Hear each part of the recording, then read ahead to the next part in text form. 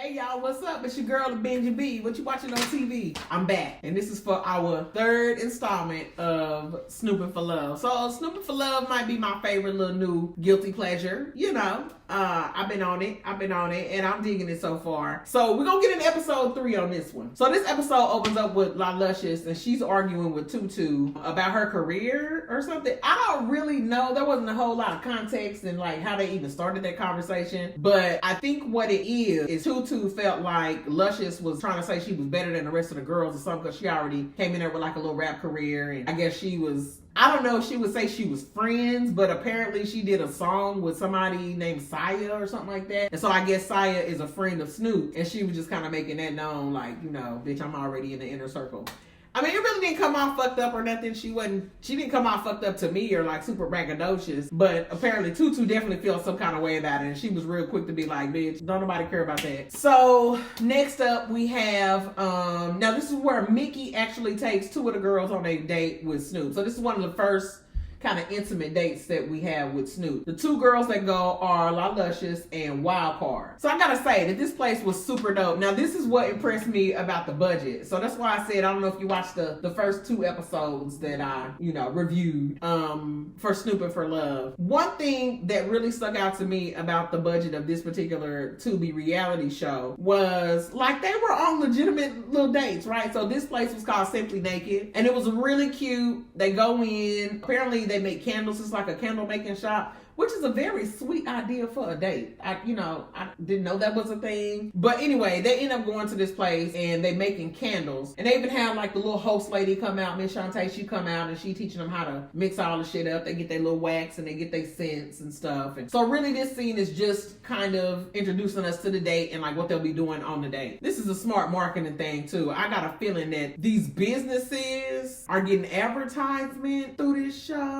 I don't know how none of that worked, but it was really cute. It's a place that I feel like I would want to go to if I was ever in Atlanta. I would probably want to go there and mix me some candles. Now, after they get the instructions and everybody kind of get to mixing their fragrances and their candles and all that kind of stuff, this is kind of where they start to relax, right? And Snoop really do start to talk to the girls a little bit. Now, here's what stuck out to me about that scene the most. First off, I'm gonna say this about Luscious. I think Luscious is cute. I think she's a sweet girl, but she come off like real desperate to me. She seemed like the type that want to say like all the right shit, she wants to, it just felt like game to me kind of, and Snoop probably saw through that shit too. But even though it felt like game, it don't seem like she's nefarious with it, if that makes sense. Anyway, yeah, she was just really like, give the right answers type shit, and there wasn't really anything super specifically interesting about their conversation. Now where shit did get interesting is then Snoop kind of talks to Wild Card, and so Wild Card starts talking about her job. She is a corrections officer. Okay, ma'am. Now, I thought this was interesting because if you look at Wild Card, she's very beautiful, very, very cute. And then just to see her, I guess in my mind, to imagine her working in a jail with all them rough men. Well, I don't know. She didn't say whether she worked in a male or a female facility. I don't think they covered that. If they did, I didn't hear that shit. But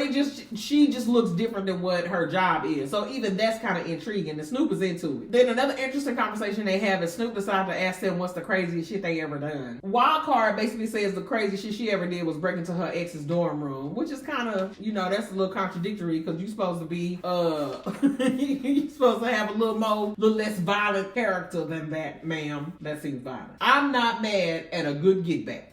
Okay. And then the wildest thing that I think Luscious said that she had ever done was that she had a threesome on the beach, of course. Her wildest thing would be sexual. And I'm not even saying that to be a bitch about it or to be shady. Like, it's just everything is like super over the top. So that didn't really surprise me a whole lot. They show us a scene and the girls are back at the house arguing. I really don't understand what that argument was about. It just kind of felt like they were just wanting to like have some footage to fill in them empty spaces. The audio is fucked up and terrible. So I appreciate the budget on the destinations, but can y'all get them bitches some better microphones or something to strap to them? Because I couldn't understand shit they was arguing about. Like, I still don't know why they was mad. And then we go back to Simply Naked where Snoop, Luscious, and Wild Card are finishing up their date, and so they get to name their candles. I think, now I will say Luscious is very creative. I like her. I feel like I'm not being fair to her because I like the girl, but I don't like how she come off, which is fucked up to say that. I don't know. Maybe I'm not explaining that shit right or something. something. I don't know. She named her candle Escobar. I thought that was cute. Wildcard named hers. Oh, Wildcard named her candle Snoop's Wildcard, and Snoop names hers eroticism. Okay, y'all. So the girls, they continue to chat a little bit. They really basically kind of finishing up the date. And the other thing that stuck out to me when they was talking was,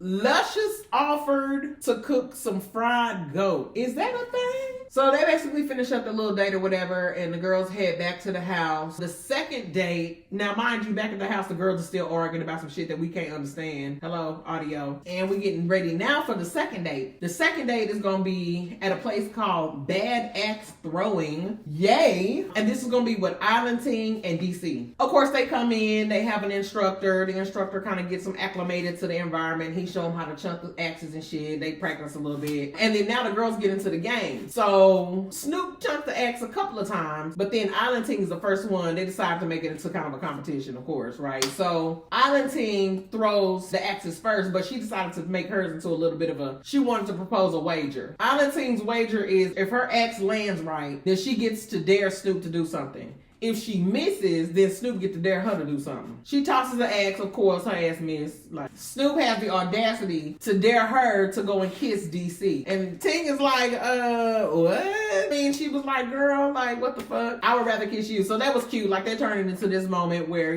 Ting was like, And Snoop kind of slid on in there and was like, oh, okay, you would rather kiss me. So then they kiss or whatever. DC is just kind of sitting in the background like, whatever. So here's what I'm going to say about Ting and DC. Ting, it's really hard not to like Ting, right? She's cute, she's beautiful, and then she on that patois, you know what I'm saying? She from the island, so just listen to her talk. Like, that's her swag. And I know that's pretty superficial, but that's enough to like suck you in a little bit. So I like her, she's interesting. DC, like, I bet niggas is scared of her, you know what I mean? Because I mean, she's cute, right? She's really cute. She got a cute shape and everything. She look good physically, but she is real like stealth or some shit. She got like a real, like a silent type of power. So the whole time everything's going on with Tink and Snoop, she ain't shook at all. She just kind of laid back in the cut like, okay. She wait till her turn. As they continue their date, after all the axes have been thrown, they sit down and they decide to have them some lunch or whatever time of day it is. They eat. They talk a little bit. Snoop is asking Island Ting about kids. They kind of talk a little bit about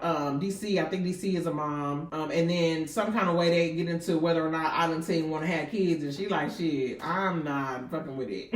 And so Snoop was like, why? And her answer, I thought her answer was so insightful, and it was a trip watching her trying to explain that to Snoop. As she was talking about it, I knew exactly what she was trying to say. Basically, Island Ting said she don't want to have no kids. It was a few reasons she gave, but she was just saying she was worried about having kids because of any kind of karma that might come with those children. And Snoop's instant reaction was like, karma? Like, what the fuck you do? But I don't think that's what she meant. Basically, she was talking about the generational karma that can come in some bloodlines, you know what I mean? And so it gets tricky there trying to explain that to people that don't have a real sense of spirituality, or if they have a certain type of spirituality. Like, if they are from the Western culture, they're probably Christian, and if they're Christian, then anything that's not Christian is deemed to be evil. You know what I'm saying? So a lot of motherfuckers, that'll probably go over their head, but I knew exactly what she meant. I knew exactly what she was trying to say, and I will say it's some reality to that shit. Like, if you just look at some of the families that you look at some of the famous families that have things that seem like they just always going on. Like, granted, everybody always got shit going on, but you can tell when certain bloodlines have certain shit going on with them. So I just thought that was an interesting depth to her answer for not wanting to have kids. Most people just don't want to have kids because they don't want to take care of nobody else, which is perfectly okay to me. I think that's fine. If you just type of bitch that's like, listen, I don't want nothing more important to me in my life. I am not mad at you. I would never judge nobody on no shit like that. But her answer was a little bit more nuanced than that. She really had like some solid reasons for not wanting to have kids. And I don't know, I liked that conversation, listening to them talk about that. DC was on her player pimp shit. You know what I'm saying? Like, she was like, honestly, you know what's fucked up is I really don't even remember what they was talking about, but you could tell how she was making Snoop feel as she was talking. Like, Snoop was like blushing a little bit and shit,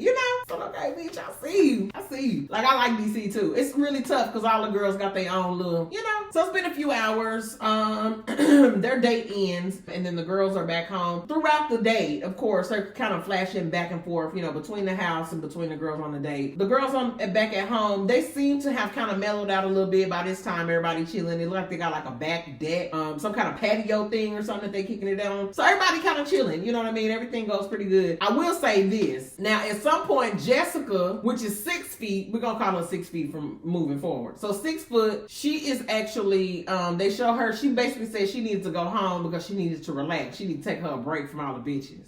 The other interesting part about that, though, is that even though she went home because she needed a break from the bitches, she came back the next morning wearing the same clothes. I don't know. That seems suspicious to me. And apparently it seems suspicious to Snoop, too. Because Snoop was like, who does that? Which is a valid question. Now, I think the Jessica thing happened that morning. So the morning where they went for the dates, I think, is the same day where Jessica or 6 foot would have come back in. And so later on that night, after we go through all the dates and all that stuff, right? Later on that night, while the girls is outside chilling, Snoop kind of sneak into the house and sit on the couch, right? They don't really know Snoop coming in. So Snoop comes over, then the girls kind of trickle into the house or whatever. And so Snoop hold this big old house meeting. Everything is copacetic at first. She go around, do her little pleasantries and like act like, what y'all up to? They get that bullshit out the way. But then as she starts the meeting, there are 2 main subjects at hand, right? The first one is she wants to address like some girls is in the house and they doing shit that they ain't got no business doing. She did mention that it was a couple of them. So now remember, we only know about 6 foot burning off to go home. Turns out the girl that she named Charm ended up dipping off too. I think Charm's name is 2-Piece when they redid the name. I wish they would have showed everybody's name change at that dinner on the night before, but whatever. Charm, who is 2-Piece, ended up dipping off too. So Snoop actually pulled 6 foot to the front and she pulled 2-Piece to the front and she like, listen, y'all left up out of here and it's not acceptable for motherfuckers to come up in here like all these other girls is up in here and y'all left and I'm not here to play no games because I'm really here looking for love, blah, blah, blah, blah, blah, blah, blah, blah, blah, who's here for me, who's here for the show,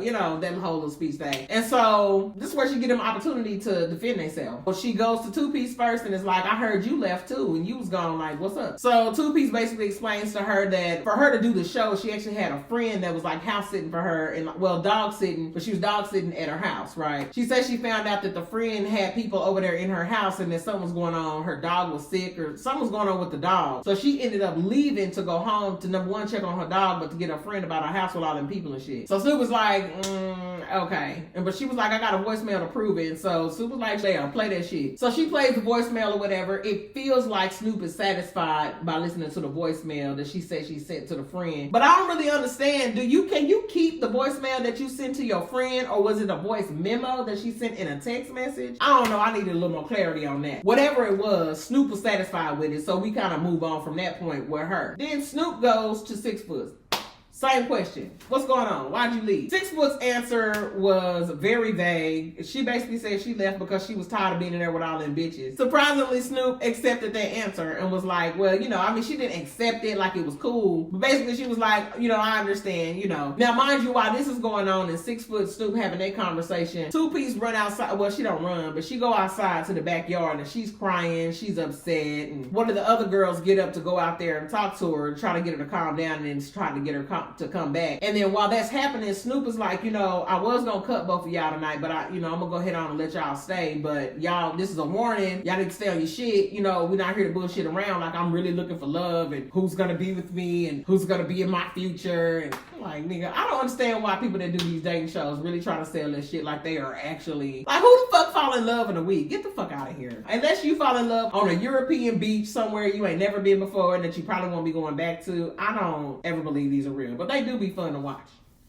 So while that's going on in the house, 2-Piece is outside. She finally comes back in and she's crying. The girl that went out to get her, I forget who that was that went out there to go get her. But basically she come back and basically she pop into Snoop like, well, she said she don't give a fuck. Which is not really what she said. She needed a minute. She was a little emotional, whatever. So she started crying. And so when she come back in and she talking to Snoop, Snoop was like, well, damn, I feel like you're using your waterworks to try to manipulate me. But, I got a dog, so I kind of understand. So I was going to let you stay. And 2-Piece is like, her feelings was hurt. her, you know, she was just like, this is bullshit, you know, like, she just was upset. So you couldn't really understand what she was saying, but you can understand why she would be upset. If the situation was real, it's not hard to understand that she would be a little upset because her dog is sick, and then she there at the show, and then now this nigga done pulled you up in front of all these bitches to try to check you and shit in front of all these hoes. Like, you know, like she was feeling some kind of way about it. Honestly, I understand where she was coming from. But even though Snoop was gonna let her stay, she was like, fuck it. You know what I'm saying? Maybe I just need to go on and dip on out. That's what she do. Somehow, 6 feet, she ended up slipping through the cracks and staying there. Oh, this is how she stayed. She said that she was tired of the bitches and that she went home to get,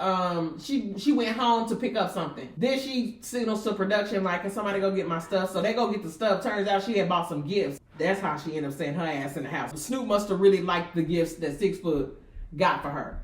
So she ended up staying. They both were gonna stay, but 2 Piece was just like, bitch, I'm not with the bullshit. So she packed up, she got her little shit, and she wheeled on up out the door. So that was the end of episode 3. Okay, so episode 3, my thoughts. Like I said, budget. I am so impressed. I really want to know. I don't know how I can find this out. I don't know who I can tweet, or do you tweet people or do you X people? Because it's the X.com. Anyway, I would really like to know if this was like on a Tubi budget, like the network, or if this is like some old shit. I think it's a little media company. I don't know. Whatever it is, I'm really impressed with the little places that they went to. That bad axe throwing place looks like so much fun. I would love to go in there. I remember seeing Jason Momoa on Instagram a few years ago, and he would be chunking the axes. And I was like, that looked fun. Like, I would like to try that. I mean, where do you go to do that? But I guess all you have to do is Google it. Anyway, that just looked like a lot of fun. That got me super crunk. The candles, I do love candles. I have a whole candle making kit upstairs. I probably don't have the same fragrances they have. I fuck with the oils and the herbs and stuff, you know what I mean? And it's been a while since I made candles too, so it's not like some shit I do on a regular basis. But that just seems like a really sweet date. And if you there with just you and one more other person, that's probably a really intimate date, because y'all probably like smelling each other's stuff and cracking jokes and giggling and shit. You know what I'm saying? But yeah, so it was really dope. I liked it, the dates. So far, from this episode, I gotta say my favorites are Wild Card, DC. I like Hat Girl. We don't really get to see a lot of Hat Girl, but her swag is just so, like, it's just something about her. I wish she would have got a little more screen time, like, for real, for real. But those are my 3 that I was into up to this point in episode 3. So, finna get to episode 4. That's all I got to say about that shit, y'all. It's your girl, the Binge and B. Finna go find me something else to watch on TV.